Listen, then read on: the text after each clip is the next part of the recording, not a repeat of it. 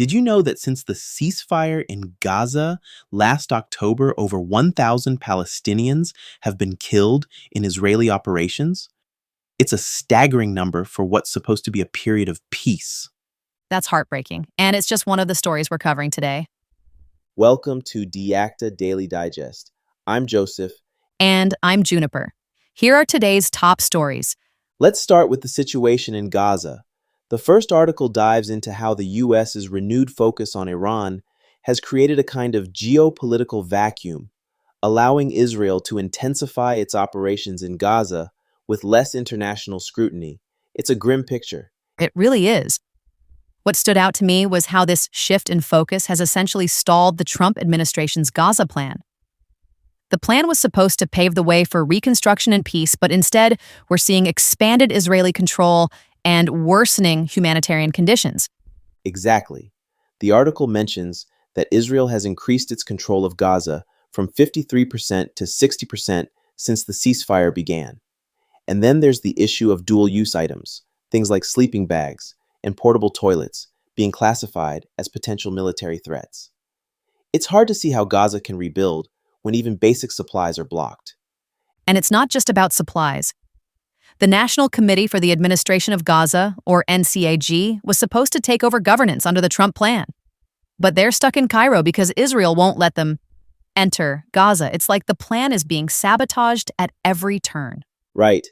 And then there's the so-called free movement plan, which Israeli officials are discussing as a way to encourage voluntary migration out of Gaza.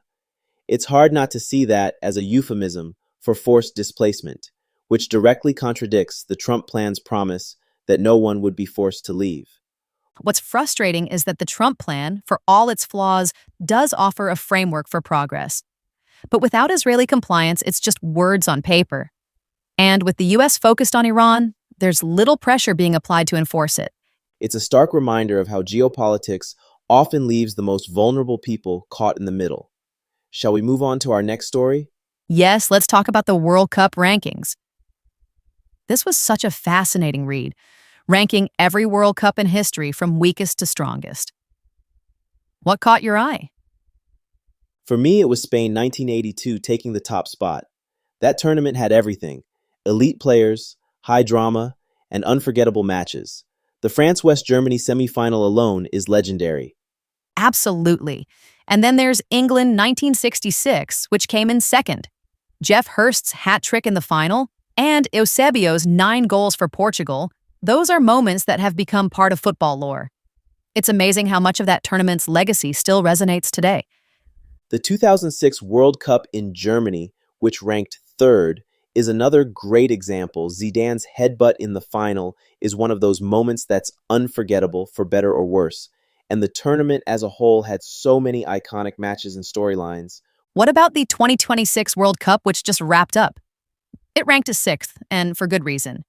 Kylian Mbappe scoring 10 goals is just insane, and Spain winning their second title added a nice narrative arc. But the final was a bit underwhelming compared to the rest of the tournament. Totally. It's interesting how the rankings also highlight some of the less memorable tournaments like Italy 1934 or Uruguay 1930. Those early editions had their own charm, but they were so different from what we think of as a World Cup today. The evolution of the tournament is incredible. From 13 teams in 1930 to 48 teams in 2026. It's a testament to the global appeal of football. Shall we move on to our third story?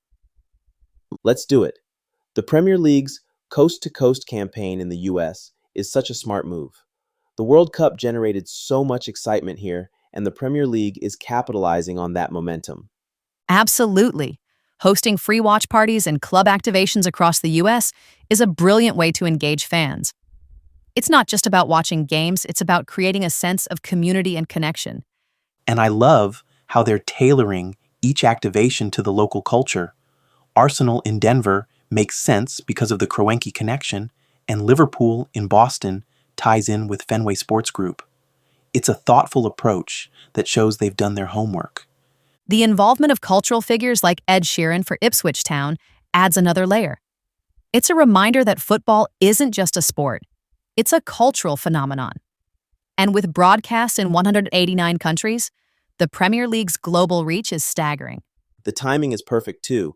The World Cup showcased so many Premier League players, and now the league is saying, if you love the World Cup, here's your next obsession. It's a smart way to sustain interest. And with star players like Rodri and Erling Haaland, the league has plenty of personalities to draw people in. It's an exciting time to be a football fan in the US. And It really is. So, to wrap up, we've covered some heavy geopolitical issues, celebrated the rich history of the World Cup, and looked ahead to the Premier League's ambitious plans. What's your main takeaway?